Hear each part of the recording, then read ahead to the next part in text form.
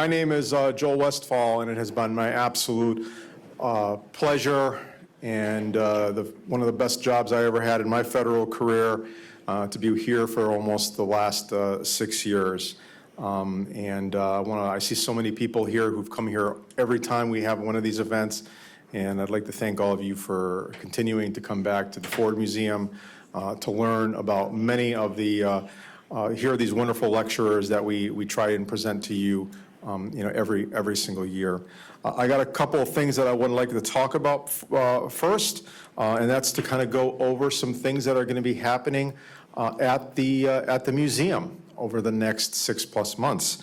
So tomorrow we have Betsy DeVos will be here to talk about her book Hostages No More.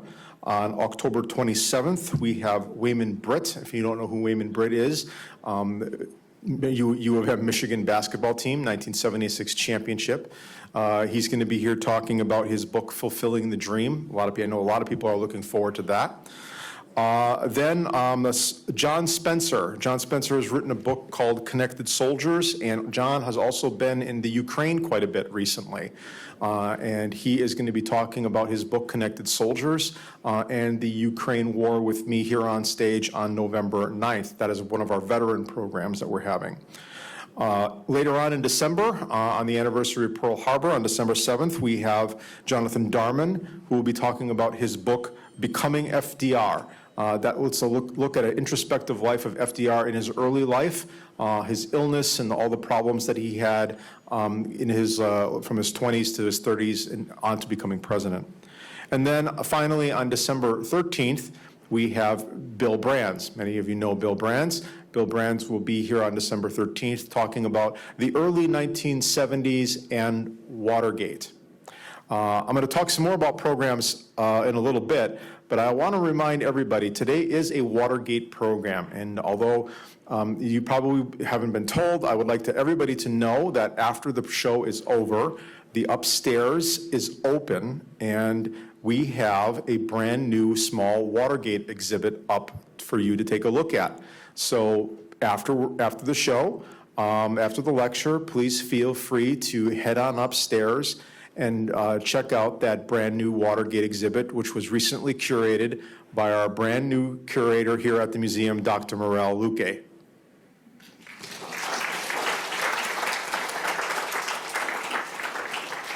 Now, following that, we have another exhibit, temporary exhibit coming in. It is coming to us from the National Guitar Museum in New York. It is called The Guitar in a Changing Nation, which looks at how the guitar helped change the country and was how it was utilized to develop, in many ways, the culture of the United States. We've got a lot of special programming that we're going to be having that's going to be surrounding that. We're looking at a Beatles night. We've got Lawrence Juber coming here. Lawrence Juber played guitar for Paul McCartney. And we're going to have maybe a couple more jazz nights. And we also have Mr. Martin of Martin Guitars going to be coming here as well. So again, we have a really fabulous lineup going forward for quite some time, as well as a brand new temporary exhibit.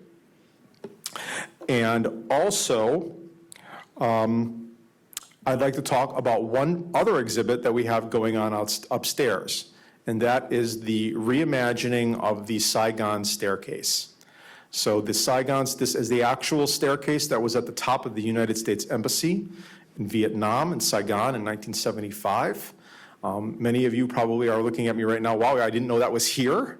That's been the problem, and so we are right now in the process of renovating all of that to make it more vibrant, and so you can actually see what it looks like. We're changing the pictures. There's been some new wall stuff. The Saigon staircase is also being repainted, because unfortunately the color that it is now was actually the color that the communist Vietnamese painted the building in 1977. It was not the color of the staircase in 1975. So a whole reimagining of the Saigon staircase. Stay tuned to our social media and Twitter to when that will be available to the public, but it is ongoing right now. And with all of that, I thank you, and I would like to invite my boss, Brooke Clement, to come up and start to introduce our lecturer.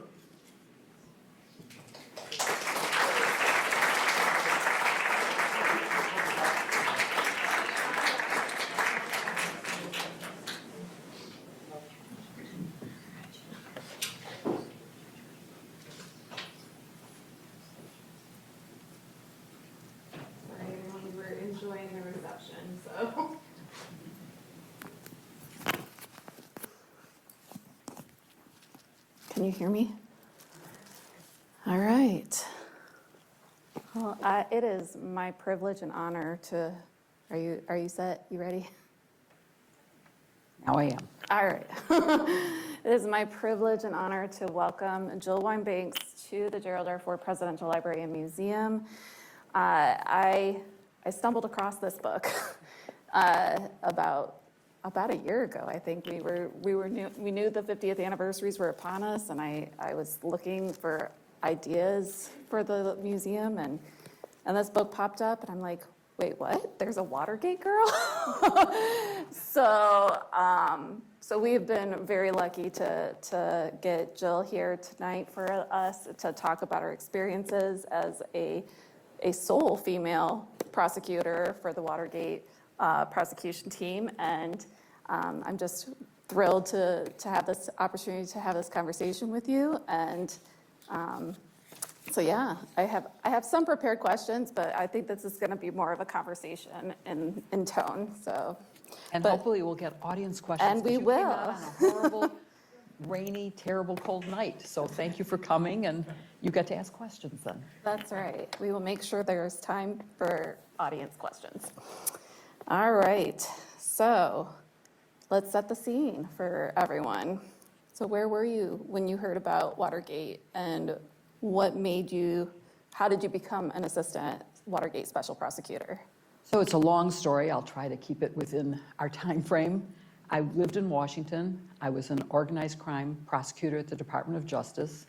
And I was trying cases around the country, mostly in Detroit. It seemed to be a hotbed of organized crime at the time.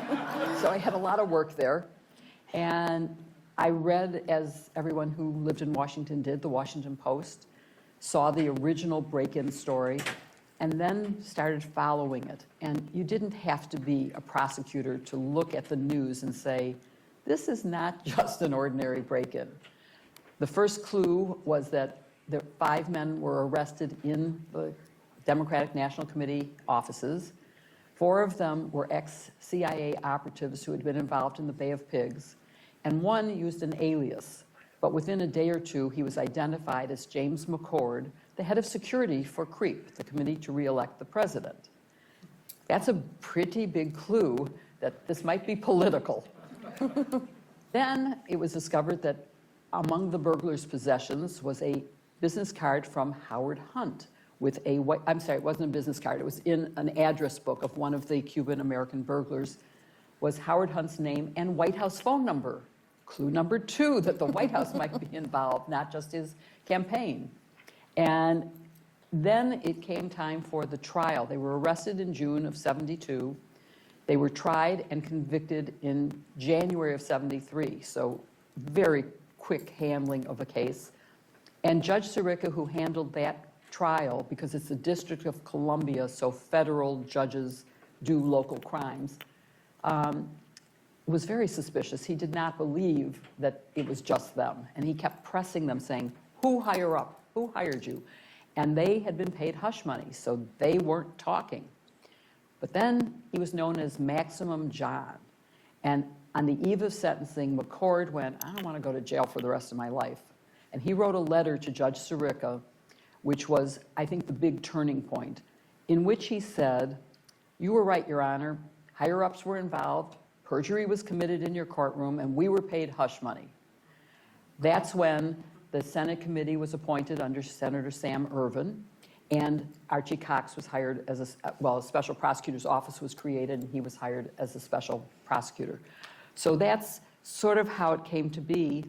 And then my immediate boss at the organized crime section who was a real mentor to me, and I was very lucky to have him. His name was Chuck Ruff, Charles Carson Frederick Ruff, to be precise, who went on to become the U.S. Attorney in the District of Columbia and White House counsel to Bill Clinton during the impeachment.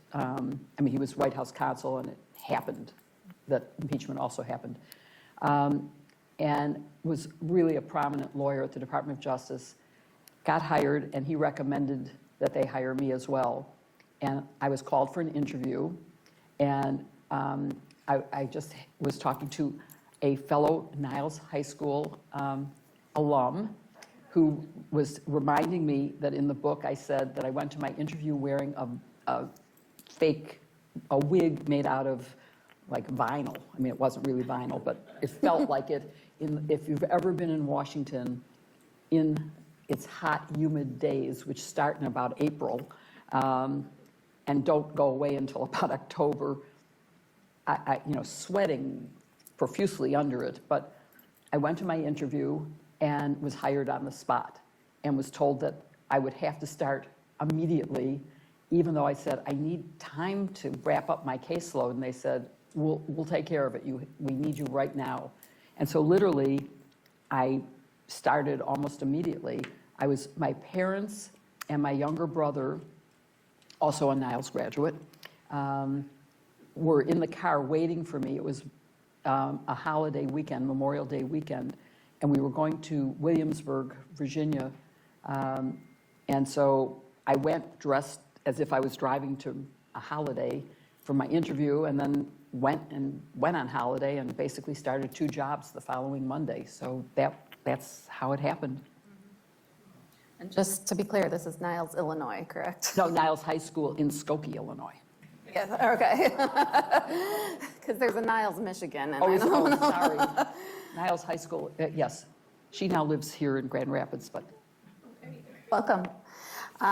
Okay, so then in 1973, you hear about the tapes. Butterfield, testifies that there are tapes in the White House. What was that like?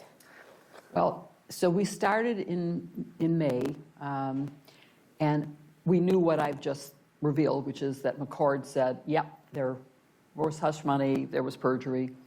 And by that point, John Dean was cooperating, and he was an incredible witness. He really was. But it would have been very hard to convict on the basis of one man's testimony. Then Jeb Magruder started cooperating, and he wasn't as good a witness, but he did corroborate, and he was helpful. But again, the President of the United States is entitled to, in general, a lot of respect. And if you have John Dean versus Richard Nixon, and remember, Richard Nixon had been reelected winning 49 states. I mean, when you say landslide, it was meant for that election. And so it was, okay, we have really good evidence from him, but he was fired and escorted out of the White House without any documentary proof.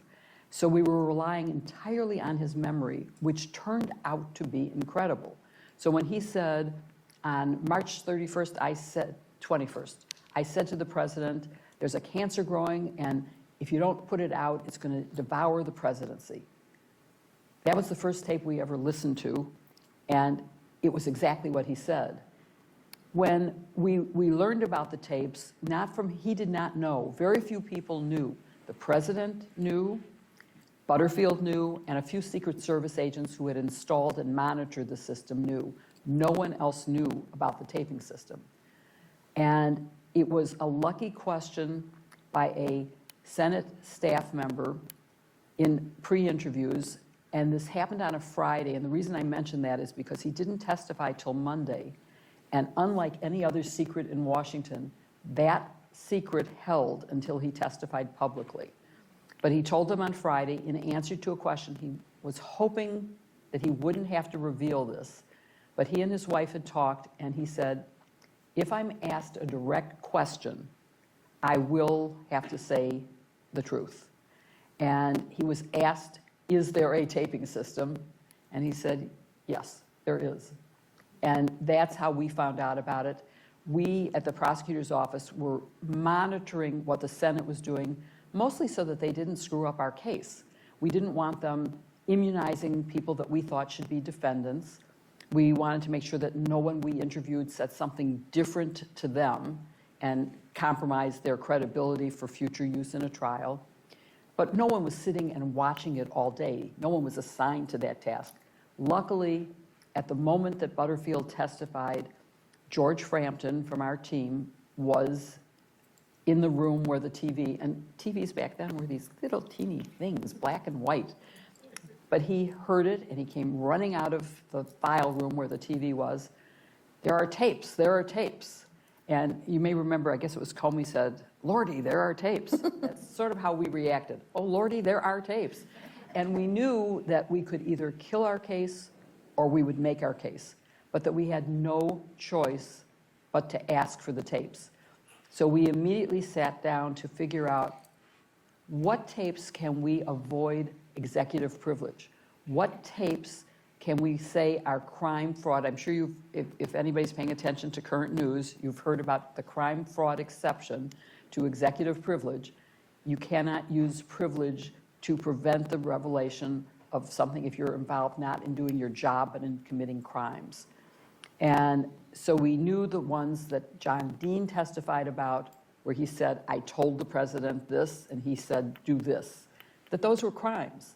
And so we carefully selected 9 tapes out of all the possibilities of the hundreds of days of tapes. And we prepared a subpoena, and Archie Cox said, it would be better to ask them politely. So I'm going to send a letter over to the White House asking the president to give us the tapes. As you all know, he stonewalled. He said, no, you don't get those tapes. So we issued a subpoena. And the next question was, well, how do you serve a subpoena on the White House? You can't just knock on the door and say, I'd like to come in and give you a subpoena. But the lawyers for the White House were very civil back then, and they agreed to accept service of the subpoena. And then it was litigation. We won the litigation, and Nixon continued to say, no, you can't have the tapes, not giving them to you. And then he came up with, we get to October by now. July was when Butterfield testified, but now we've been litigating this, we've gone to court, we've won in court. And in October, he proposes the Stennis Compromise. Senator Stennis was, I would say elderly, except now I'm probably older than he was, but at the time he seemed elderly. But he was a young man at the but he had recently been mugged at his townhouse in Washington and was known to be almost deaf. The proposal was that he would read transcripts prepared by the White House, talk about a not neutral party. They would transcribe the tapes. He would verify that their transcripts were accurate. Well, talk about leading questions. If you read a transcript, you hear what you're reading. It just happens. And it's not admissible evidence. We needed the evidence if we were going to go to trial. We couldn't have Stennis saying, I heard these tapes. It had to be, here are the tapes. So it was decided that we would have a press conference the next day. And Archie Cox, who is one of the most admirable men in the history of the world, was going to explain to the press, to the American people, why we needed the tapes, why we had a right to the tapes. And so we held a press conference. It was a Saturday morning, which, that's already unusual in Washington. People flee, members of Congress go to their home districts. But we had this conference. He made his case, and if you ever want to go online, I'm sure that NARA has it on their website somewhere that you could find his press conference, and it's really a remarkable performance. He's fabulous. And I said, I was scheduled to go on a very rare day off to New York for a family wedding. And I said to my team, I can't leave. After this, how could I leave? And John Dean had pled guilty the day before. And So on Friday, he pled guilty, and there were 3 trial lawyers to begin: Jim Neal, Richard Benveniste, and myself. We had a bigger team that did research and other things, but we were the trial lawyers. And Jim returned to his private practice, leaving Richard nowadays, he's grown up, he's now called Richard. Richard and I were in charge, and I had just turned 30, he was only maybe 32, and we're up against the White House, the president. I mean, we were children. And so I said, I can't leave, and everybody said, it's Saturday in Washington, what could possibly happen? Go. So I went to National Airport, I flew to New York, went to the wedding, and when I came back from the wedding to the hotel, I was greeted by the clerk behind the desk saying, there's a message for you. And it said, the White House, it said, the FBI has seized your offices, return immediately. And so I called back to the office and confirmed that this was true. And the next plane was at 6 in the morning. I flew back to Washington, was greeted by, you can imagine, the press outside our office. And we weren't sure whether we had also been fired or whether it was only Archie who had been fired, along with the Attorney General and the Deputy Attorney General who refused to fire Archie, which is why it was called the Saturday Night Massacre. And it turned out we had been fired, although it wasn't clear then. And so we discussed, should we resign in protest? And Archie said, absolutely not. You know the evidence, you know the case. You would be giving the president exactly what he wants if you quit. As long as you can go forward, you must. And so we stayed, and that was the Saturday Night Massacre. That's how we learned about the tapes. And in those days, facts mattered, and there was only one set of facts. There was no alternative fact. There was no alternative universe. And within 3 days, the American public had sent so much, and mail. There was no computer. There was no email. Anybody remember these sacks, big canvas sacks of mail?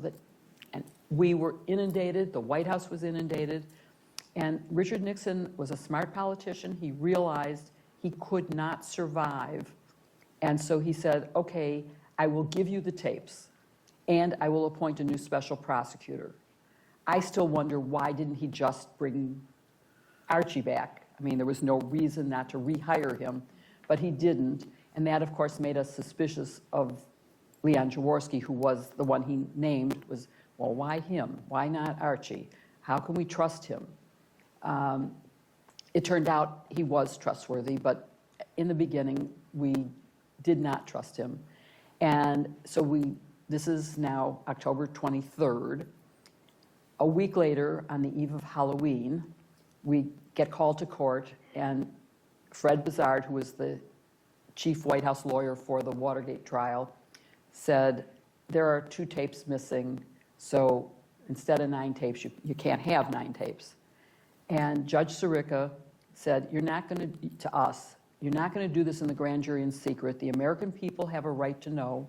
I'm going to invent a hearing, and the White House is going to present witnesses who will tell why this is not suspicious, why it's not like, did they destroy these tapes? What happened? I want to know, and I want it to be public. So that's what happened. He created this non-existent type hearing. The White House called witnesses, and it turned out, they said, the first tape was missing because it had been a phone call from the residence, and that wasn't on the taping system. The second call was missing because these were old-fashioned reel-to-reel tapes, which when they would wind, and then at the end, it would just be done. It would flip. But that signaled a second machine to start recording. The second machine stopped and didn't work. So there was a several-hour gap before the Secret Service realized that the tape wasn't revolving and replaced it. And the testimony seemed pretty convincing that that was the truth, and so there we go. Then in a very bad trial strategy, if you have a bad news, you should get it all out at once. Don't dribble it. So they had told us about the 2. Then on the Wednesday, the day before Thanksgiving, when all of Washington has gone home, We get called back to the courthouse where Fred Bizard said, "Oops, we just found a third tape that has an 18.5-minute gap." And Judge Zucker said, "Monday, we're back in court. We're going to have a hearing again." And the White House also said, "We can find no innocent explanation for why there's this gap, and only Rosemary Woods can explain it." And in the first hearing, Rosemary Woods had been my witness because I had been discriminated against at the Department of Justice. I learned my lesson about speaking up and saying to Rick, "You're taking too many witnesses. I'm taking the next witness the White House calls, and then we're going to share equally every other witness." The next witness called after my conversation with Rick, because he was very amenable, happened to be Rosemary Woods, who was a minor chain of custody witness. She had handled the tapes, but we were looking at 2 missing tapes. We weren't looking at a third one that she had erased. Luckily, in questioning her, I had asked her, "What did you do to prevent erasing anything? While you were handling them, how do we know that nothing got erased?" And she sneered at me and said, "I used my head. It's the only thing I had to use. I don't think I was dumb enough that I would have made a mistake like that." When she said that, she was lying. She knew she had erased 18.5 minutes, or she had at least told the president she had. And so now we're having a second hearing where she is being accused basically by the White House of being an obstruction of justice defendant. And so now I was going to be on a major stage where she was a key witness, but she was my witness from the first time, so she was going to be my witness again. So I spent Thanksgiving preparing to question her. What was that like? Well, that was pretty. Well, first of all, I had to violate the chief rule of all trial lawyers. Never ask a question you don't know the answer to. But I didn't know what the answers were. All I knew was the White House had said, "You have to ask her." So I did. I said, "What happened? Tell me how it happened." And she gave a story that just inherently sounded unbelievable to me. She said, "I was listening to the tapes. I had on a headphone, and the phone rang. And instead of pushing stop, I pushed record. I didn't do it on purpose. I didn't realize I was doing it. And I'm sorry I don't have pictures with me, but the tape machine that she was using has one really dark key and everything else is white. That dark key says, 'Don't touch me, I'm record.'" But she says she accidentally pushed that key, and that she also kept her foot on a pedal, because in order to make it revolve, you had to do 2 things. You could not, if she took her foot off the pedal, it would have stopped moving, and then there would have been no erasure. And she describes this, and I said, "Your Honor, could we maybe have the machine brought here so that we can see how this happened?" And the White House brought over the machine and her headphones, and if you can picture a jury box, it's not much wider than what I'm sitting in, and it has a ledge maybe less than a foot. We put the machine on it. She puts on her headphones, and I said, "What did you do next?" And she lifted her headphones and said, "Well, first I had to take off my headphones. I can't hear you with them on." So I said, "Okay, we'll pretend they're on, but take them off." And she put them next to the machine on the ledge of the witness box. And she went on to describe how the phone rang, and she pushed the button, kept her foot on the pedal, and reached for a phone at an executive-sized desk 6 feet away from her. And she's a very petite woman. And as she's doing that, she's saying to me, "But first I had to take off the headphones." And she just barely pointed at them, and with the slightest movement, her foot came off the pedal, and it stopped moving. And so I very calmly, said, "Your foot is off the pedal and it's not erasing." And the press ran from the room to a bank of payphones. You look like you probably mostly know what a bank of payphones is. I talk to a lot of audiences who don't have any idea what a payphone is, or a rotary dial, or not being able to pick up your cell phone and call the story in, or just type it in and send it. So they had to run out to call in the story. And as they emptied, she said, well, it's different in my office. I did it in my office. I said, well, then, Your Honor, maybe we should adjourn to the White House. And for some reason, no one objected. Her lawyer didn't object. The White House didn't object. And Judge Sirica said, fine. And so court was adjourned and we went to the White House. And she did a demonstration, which the photographs, we wanted to bring our own photographer, and we're not allowed to. Ollie Atkins was the photographer. He preceded David Kennerly, who was President Ford's photographer. And he was the one who took pictures for us.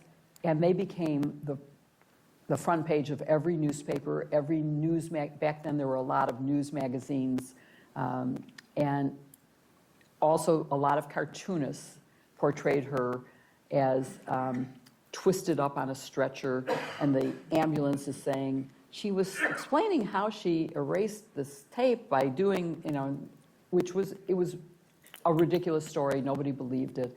I got hundreds of letters from secretaries around the country saying, it's not possible, it didn't happen that way, nobody would do that. And so it seemed as if she, I think, genuinely believed she might have done it. I do not. I believe it was erased before she ever got the tape, and that likely it was either Richard Nixon with Haldeman or with Alex Haig, who became the chief of staff after Haldeman was allowed to resign because he was under investigation. And you may remember Haig, who later became Secretary of State and said, I'm in charge, forgetting that he wasn't actually next in the line of command. So that's how it happened and how she became my witness and really changed everything.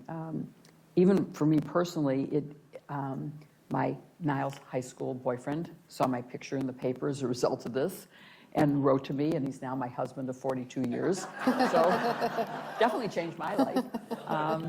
So it had some good parts. In writing The Watergate Girl, and I'm going way beyond your question, but No, it's okay. I'm sort of free associating, sorry. I wanted to portray Rosemary Woods.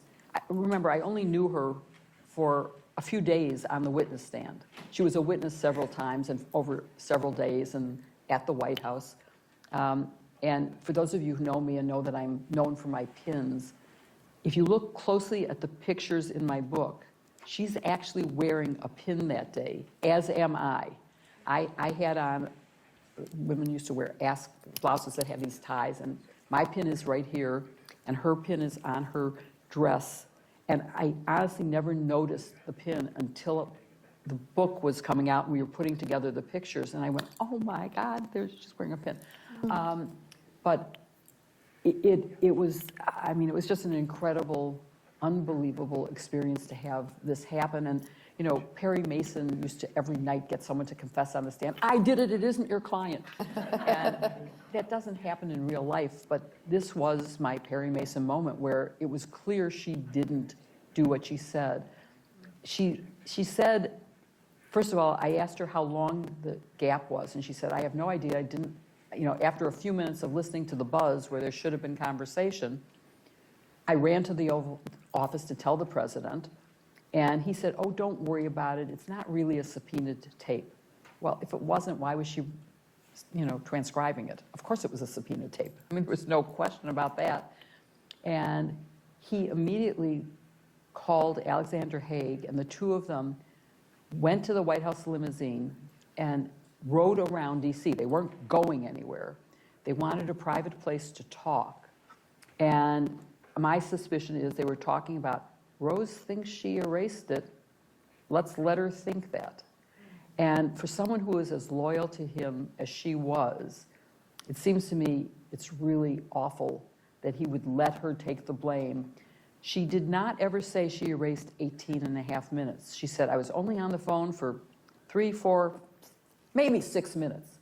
And I've asked experts whether you could erase 18 minutes in 6 minutes, and the answer is probably not. So she never claimed to be responsible. And then when experts tried to bring back the conversation and analyze the tapes, they found that there had been probably 9 separate erasures. It wasn't like someone pushed the button and it just, whoop, it erased. It was someone was listening and went, oh, that sounds bad. Let's get rid of that.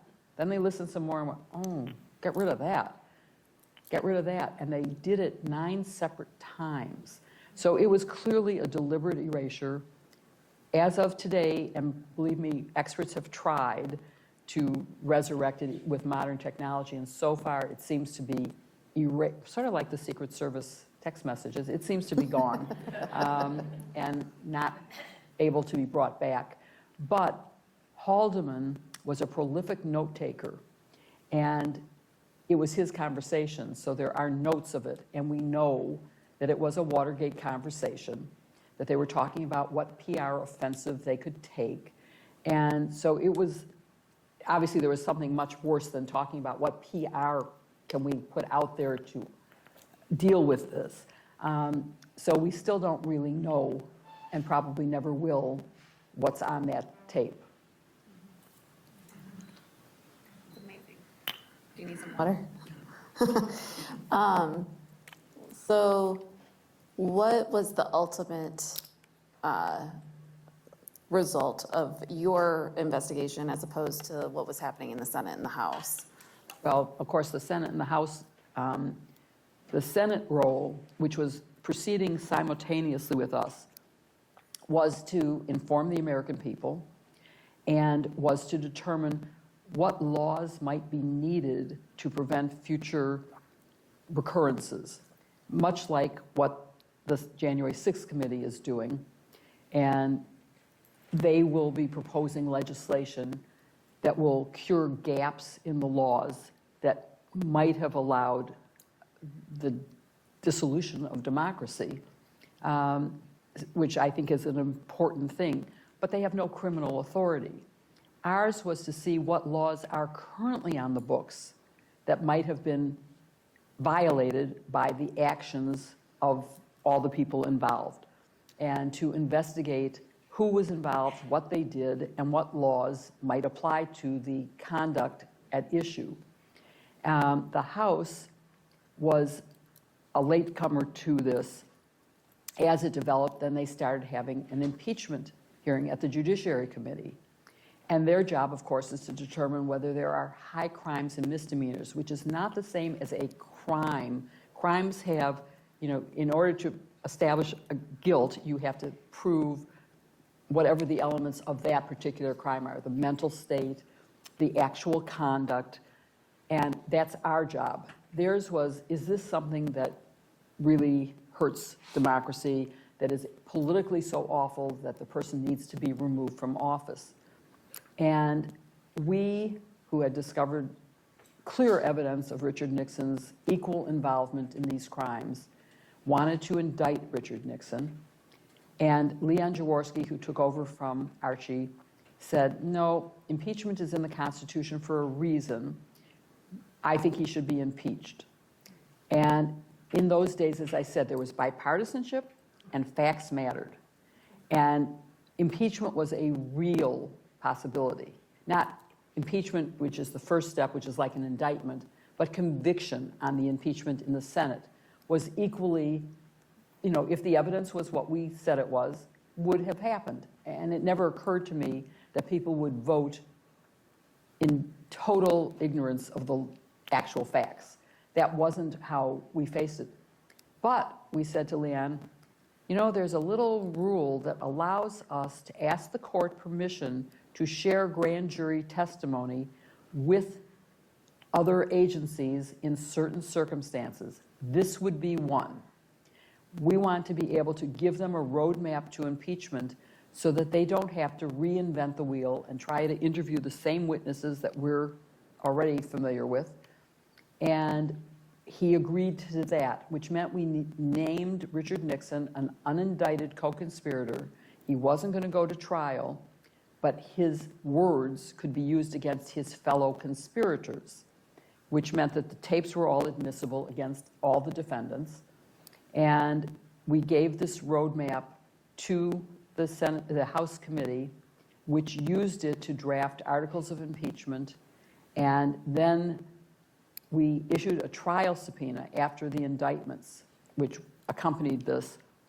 And in that trial subpoena, we asked for 64 more tapes, because in the period between July, when our first subpoena was, and this subpoena, obviously we had learned a great deal, and we could identify 64 more conversations that we felt would be probative of crimes and not within executive privilege, one of which is what became known as the smoking gun tape, which was right after the break-in, in a conversation where Richard Nixon can be heard. And again, you can go on the NARA site and you will be able to hear this for yourself.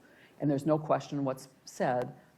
Richard Nixon says, just tell the CIA, tell the FBI the CIA says you can't investigate the chain of money and it's national security, which was a total fabrication.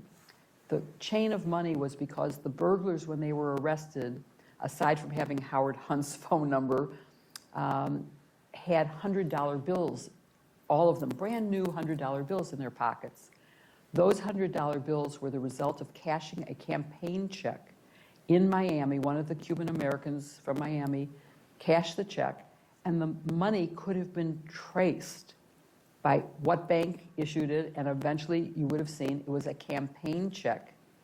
And that would have been total, complete evidence of the complicity that the campaign had paid these burglars. And that's why Nixon did not want the money trail followed. So, you know, the phrase follow the money is what comes from that. And as a result, the Republicans, the three top Republicans, which included Barry Goldwater, who had been the presidential candidate, and the minority leader of the House and the minority leader of the Senate, went to the White House after we released the tape, and they said to him, if you do not resign, you will be convicted in the Senate.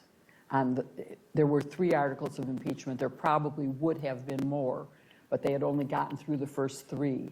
And there was bipartisan support for those 3 in the committee that voted them. And they were saying, the Senate is going to convict you. We believe this. And he, realizing, and I think, and in belief in the rule of law, unlike some other presidents, said that he would resign. He went to Rosemary Woods and said, I am embarrassed to tell my family, you have to tell my wife and daughters. And she is the one who actually told Pat and Julie and Tricia that he was resigning the next day and they were moving back to California. And that's exactly what happened. And then a month later, he was pardoned by President A month Ford. later, well, okay, so in between, of course, his vice president was Agnew, was guilty of taking bribes when he was governor, and while he was vice president in the basement of the White House, he was still taking bribes. And so he pled nolo contendere, which means I'm not going to challenge it, but I'm not admitting I'm guilty, and resigned his vice presidency. And the 25th Amendment had been passed when Kennedy was assassinated. Lyndon Johnson became president, and there was no mechanism for him to have a vice president. And so Congress, realizing that, you know, something like that could happen again, and that there would be a need to have a vice president, created the 25th Amendment, which, as has been recently talked about in terms of the cabinet invoking it when a president is unable to perform his duties. And that was being talked about with the current president, the former President Trump. And so in the first use of the 25th Amendment, and there's a bad word in the exhibit upstairs, it says it's first enacted, when it should have said it was first implemented or first used to appoint Gerald Ford as the vice president to fill the Agnew position. So he became president immediately upon, and I can't remember how long he was vice president. It wasn't very long from Agnew's resignation to Nixon's resignation. From December to August, I Yeah, believe. it was pretty quick. And so he suddenly finds himself being president of the United States. And I I did a program here with Gerald Ford's son and Benton Becker, who was the young lawyer that President Ford dispatched to San Clemente to offer the pardon to Nixon. But he told Benton that he could only offer it by bringing with him a Supreme Court case that says accepting a pardon means admitting guilt. And he wanted to make sure that Nixon, in accepting, if he did accept, knew that he was admitting his guilt of the crimes that he was being pardoned for. And Benton Becker made a very sympathetic portrayal of this scene at San Clemente. And I am totally opposed to the conduct of issuing the pardon, and I think it set a bad precedent. And had we been allowed to indict, because remember, I wanted to indict Richard Nixon while he was president, but we settled on unindicted co-conspirator. Well, the day that he resigned, I went to Leon Jaworski and said, okay, you said we couldn't indict a sitting president. He's a private citizen, and he's guilty. We should indict him. And in the time it took for us to debate with Leon whether that was the right thing to do or not, he got pardoned. And so he never stood trial. And there is this precedent that is being used now to say, well, you can't indict Donald Trump because it would be unprecedented. Well, it wouldn't have been unprecedented if we had done it. And so I'm sorry that he got pardoned. I think, in a way, I certainly think that he acted out of really the goodness of his heart and his true commitments to trying to bring the country together. But the country was not as far apart as it is now.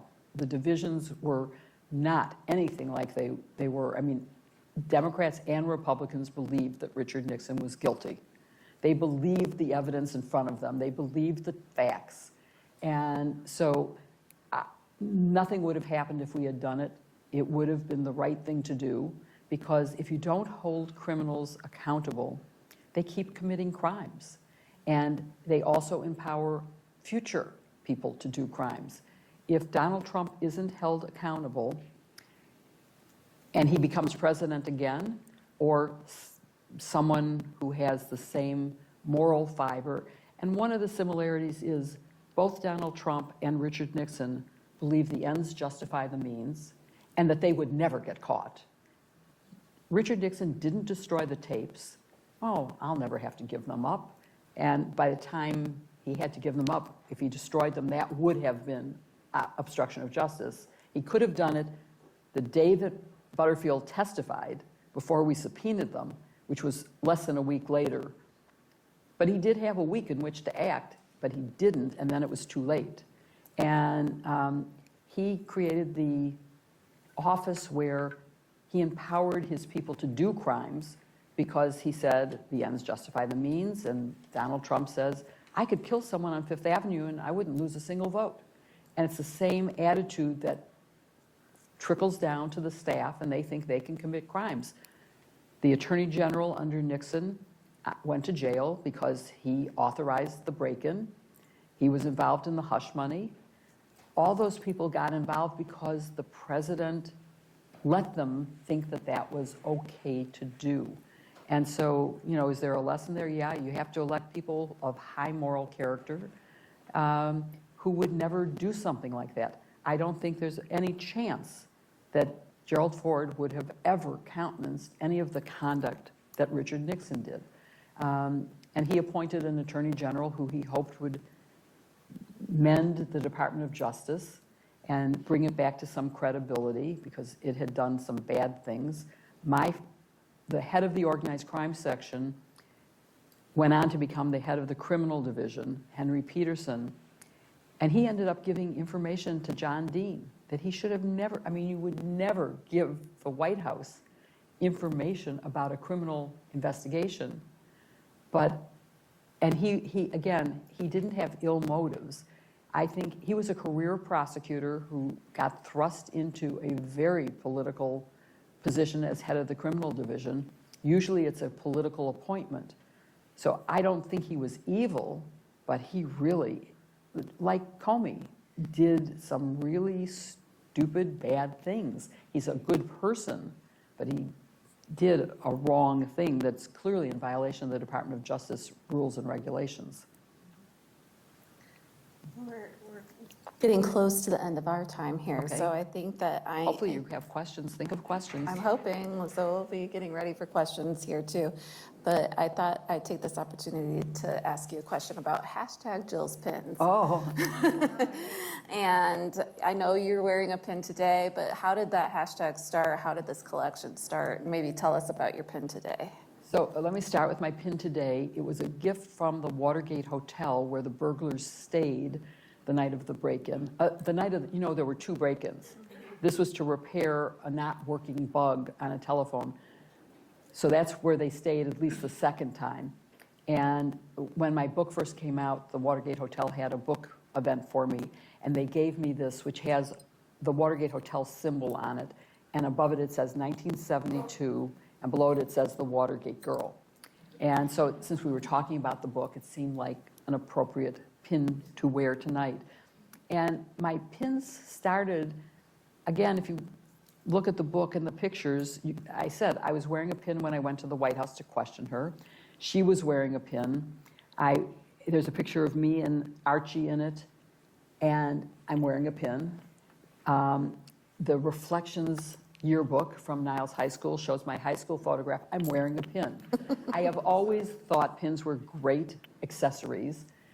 But then when I was asked to go on television the very, very first time, actually it wasn't my first time.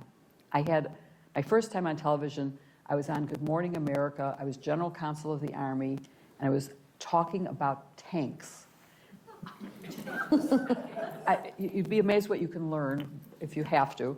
And I was talking about the mean time between failure, how the tank would perform in desert, how it would perform in jungle. And then I'm asked a last question by the host, are you planning to have children, Jill? So, and that sort of reflects the sexism of the era. I said, and his name was David Hartman, I said, well, David, it's interesting you should ask that question. It shows how many choices are now available to women, which on the spur of the moment I thought was a pretty good answer. But then my first time on television, except for that one time, was on Brian Williams, The 11th Hour, and all the people on television were wearing flags, little, flag pins. And I need something different. And since I have been wearing pins a long time, I had in my collection a pin of an eagle holding a shield that said, Defend America. Well, that's just as patriotic as a flag. But no one will see it because it was made out of lucite. It was probably World War II. And no one will notice it, but I put it on, I wore it, and sure enough, someone noticed it and tweeted saying, tell us about your pin. And then I thought, well, when I started going on television regularly, if my pin is sending a message, then I'm going to try to find pins that have a message.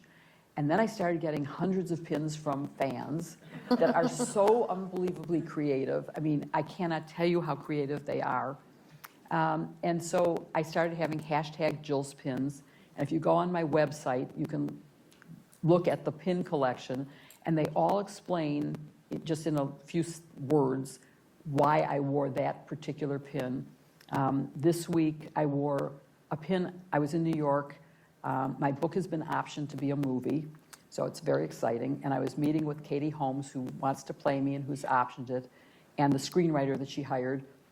And while I was there, because I'm avid about flea markets and antique stores, one of my law school classmates and I went to the Chelsea Flea Market and Antique Mall, and I found a pin that just spoke to me. And then Russia bombed Ukraine, and I had a reason to wear it. It is called The Gates of Freedom by a designer called Haim Gross, who I'd never heard of. But when I saw the image, I knew I had to have it. It's Russian onion dome buildings and obvious immigrants with suitcases coming out of the gates. And there's a Jewish star in the corner, and I thought, well, Zelensky is Jewish, so this could be for support of Ukraine. So that's how they come to be, and I just wear them, and I tweet, and I explain why I'm wearing the pin that I'm wearing. I have a lot of Watergate girl pins, mostly about the hurdles that women had to overcome, because that's definitely one of the themes of the book, is the hurdles before women and how in the 70s we had to work to overcome them. So I have like a gold high heel shoe, because we have to wear high heels, and that's pretty much definitely a hurdle. I have a pin of a couple with the woman dancing backwards, which refers to Ginger Rogers, who had to do everything Fred Astaire did, only backwards and in high heels. And so I have a bunch of pins like that. Thank you so much for joining us this evening. I know we already have questions, so good. There are microphones on both sides, so. I read your book, and I want to acknowledge you for being so much of an open book in your book. You were very vulnerable. You were very forthright. 2 questions. I don't remember learning that the FBI had raided your offices, and who authorized that, and was that considered a violation of your Fourth Amendment rights, and was there any disciplinary action from that? And also, can you talk about the Saturday Night Massacre, and was there any disciplinary actions regarding that, or should there have been? And I know it prevented Judge Bork from getting on the Supreme Court, and that probably was rightful. Could you talk about those 2 instances a little bit, please? Oh, the FBI did not raid our office, and FBI seldom raids anyone's home. They go to court, they show a judge probable cause that a crime has been committed, and that evidence of that crime is in a particular location. They have to identify the location and the evidence that they're looking for. That's what happened with the raid, that what is being called a raid, but is the execution of a search warrant at Mar-a-Lago, the same thing at Michael Cohen's law offices. Our offices were seized by the FBI, and when I say that, that was the president dispatched them to prevent us from accessing our files. Now, one thing that is definitely in the book is that we weren't sure what Nixon was going to do. We were sort of worried that he would fight us in ways that weren't fair. And we made copies of a lot of significant documents, and each of us took some home at night. None of these are classified, but they were grand jury. They were grand jury, and that's secret. It's not classified top secret, but it still cannot be revealed. And had we ever had to use them, we would have been guilty of a crime. And we knew that.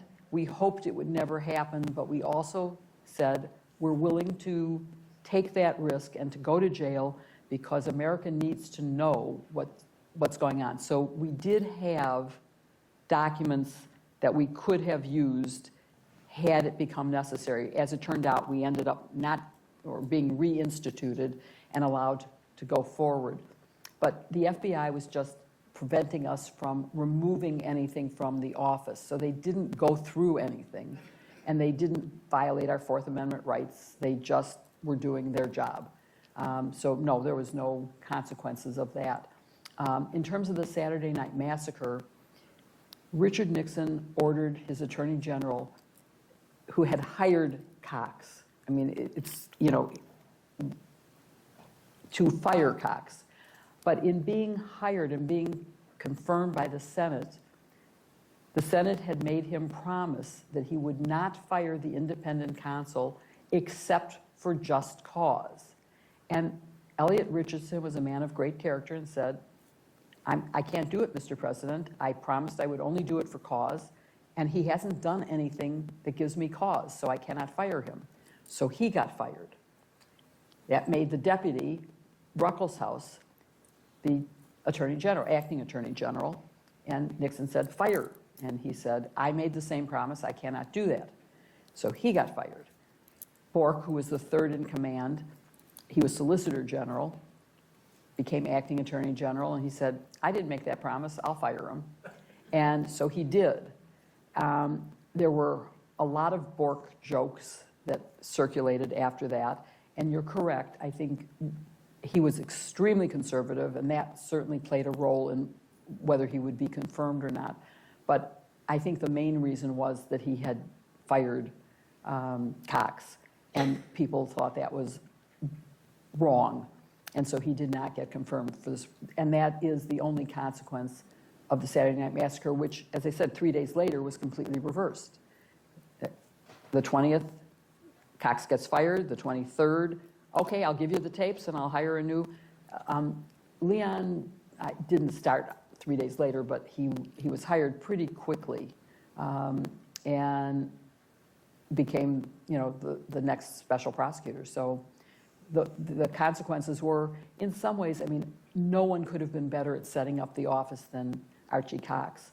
On the other hand, Leon Jaworski was a very experienced trial attorney, and we were getting nearer to indictment and trial, and having an experienced trial attorney as the special prosecutor is not a bad thing. And so I think it all worked out fine. As I said, we didn't trust him at first. We thought he was a plant, but he wasn't. There's rumors that he and Ford, or he and Nixon, agreed that Nixon would resign if Ford pardoned him, or that Ford and Nixon had this agreement. I mean, these are all unsubstantiated rumors. But there was a lot of talk that, Leon was holding us off from indicting because he knew about this agreement. There's no evidence of that at all. And, I leave it to each of you to decide whether it was right or wrong to let the president, who committed all the crimes that people went to jail for, get away with it. Any other questions? We have an in-house question. So I liked how what you mentioned when the pardon hit. Could you just maybe a little talk about your feelings when the pardon happened? You were still working, and just if you could describe more of how you felt on a personal level when the pardon hit. Of course, because I really was committed to justice and felt that justice demanded that accountability be had and that there be an indictment and trial.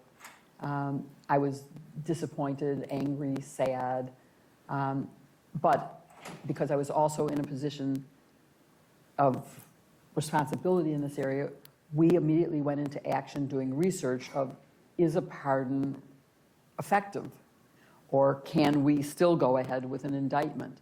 And the conclusion was a pardon is a pardon, and that's it. You cannot do even a prospective one, because he hadn't been indicted, so he wasn't pardoned for a crime that he pled guilty to. I mean, normally a pardon requires that you have either been convicted or pled to a particular crime, that you're remorseful, you apologize, you serve your time, and then you get pardoned.